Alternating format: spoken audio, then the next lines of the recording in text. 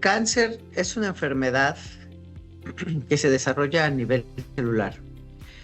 Por ese motivo, cuando inicia esta enfermedad en cualquiera de los órganos que esté afectando, inicia de manera muy silenciosa, no da ningún síntoma en absoluto, y conforme va creciendo y va teniendo células hijas, y esas células hijas van teniendo otras células hijas y se va reproduciendo la enfermedad o va creciendo este tejido anormal, hasta entonces cuando va creciendo y va siendo mayor, de mayor tamaño y va invadiendo tejidos contiguos, va desarrollando síntomas. Pero esto se desarrolla al pasar del tiempo.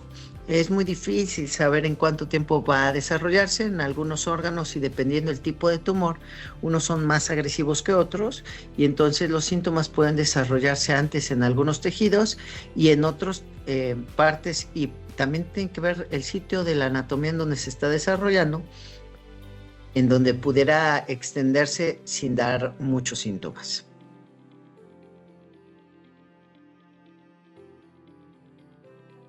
Se están haciendo muchas pruebas de genética para detectar a los pacientes que son susceptibles para el desarrollo de un tumor.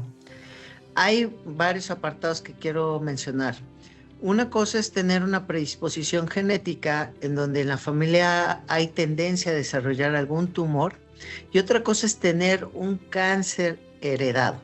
Un cáncer heredado, afortunadamente, son los menos de nuestros pacientes que tienen cáncer. Por ejemplo, en el cáncer de mama, más del 95% se debe a la exposición ambiental. Esto quiere decir al tipo de dieta, a lo que estamos expuestos en nuestro día a día, nuestro tipo de sedentarismo, todas estas cosas que nos hacen propensos a desarrollar estos tumores. En la mayoría de los pacientes que tienen cáncer, la mayoría se debe a una exposición diaria y a factores de riesgo. Solo un mínimo de pacientes llegan a tener un cáncer hereditario.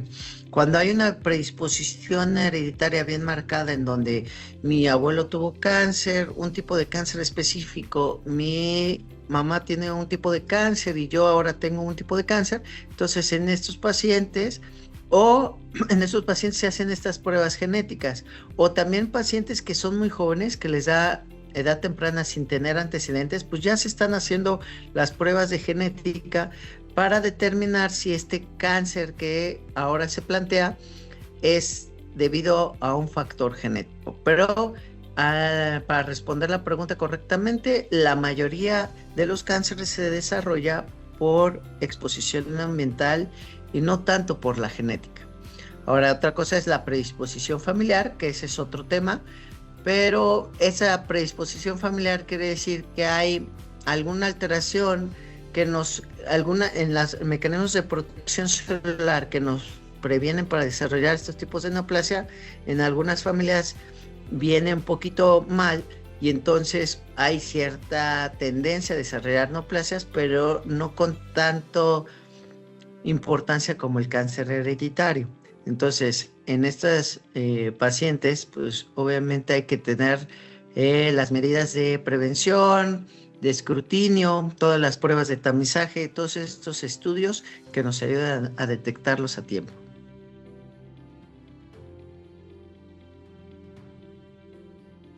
Definitivamente hay muchos de los síntomas que desarrollan el cáncer, por ejemplo el cáncer de colon, que a veces los síntomas nos hacen, se confunden con otra sintomatología de otras enfermedades como una colitis, un trastorno funcional del colon o algunos procesos inflamatorios crónicos. Entonces eso nos hace confundir con otros padecimientos.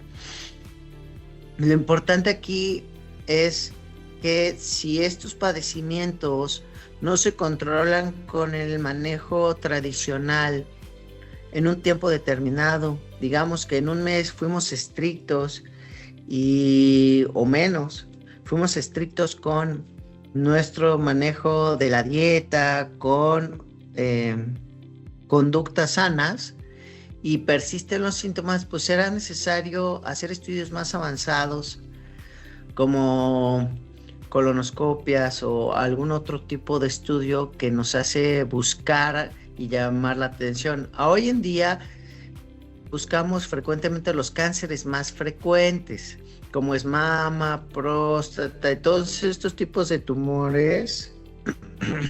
Se hacen estudios de tamizaje, quiere decir, se hacen estudios tempranos para detectarlos aunque no haya ningún tipo de síntoma.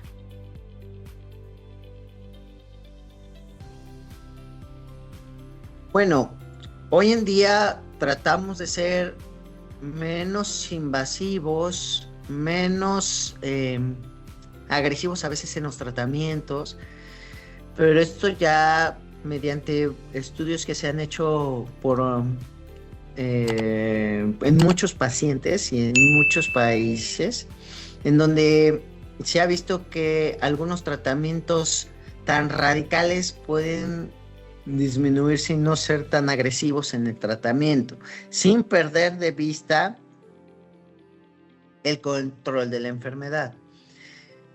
Entonces, hemos desescalado a veces algunos tratamientos quirúrgicos, principalmente en donde a veces en una antigüedad se hacían unas cirugías muy mutilantes, por ejemplo en cáncer de mama, y hoy en día se ha visto que también a la par de que han habido mejores tratamientos de oncología médica, nuevos fármacos y el avance de los equipos de radioterapia han hecho que podamos hacer tratamientos más estéticos, menos amplios, sin perder de vista el control de la enfermedad. En la medida de lo posible, buscar el tratamiento óptimo en cada paciente y con el manejo multidisciplinario, que quiere decir que lo vemos muchos médicos en la parte oncológica para tomar la mejor decisión en cada una de nuestros pacientes.